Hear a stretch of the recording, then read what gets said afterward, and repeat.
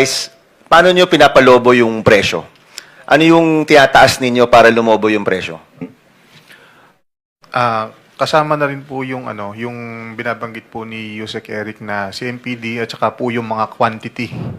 For example po, kung 100 pieces na bakal lang dapat ang gagamitin, ang ilalagay po sa program is 200 pieces po na bakal. So yung dami, diyan nyo pinapalobo yung presyo. Yes po, and with due respect po kay kay Yusek Eric, ang ginagawa po, wala po silang idea dun sa ganung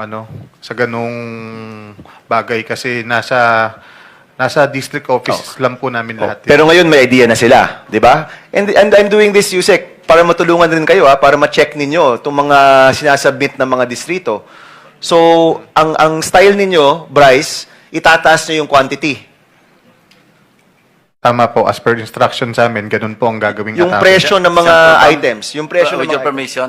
Yes, Sige, tuloy mo muna yung question mo. yung presyo ng mga items o mga materyales, tinataas nyo rin?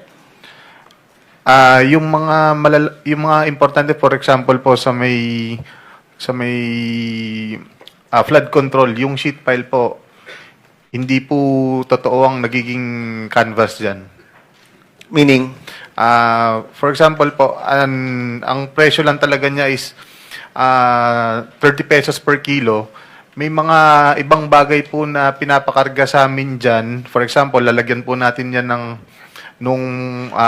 yung hauling fee. So, yung 30 pesos po magiging 40 pesos per kilo. Napakalaking po yun, adjustment po yun sa presyo ng materyales, Your Honor. So, bawat materyales, maghanap kayo ng paraan para mataas yung presyo.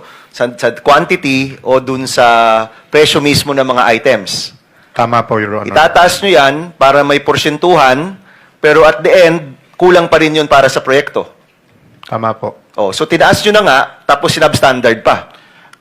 Your Honor, actually hindi po siya substandard, bali under design po. Kasi ang ginagawa po natin, ino-over design po natin yung plano, then ang susundin lang po natin is yung safe na design lang.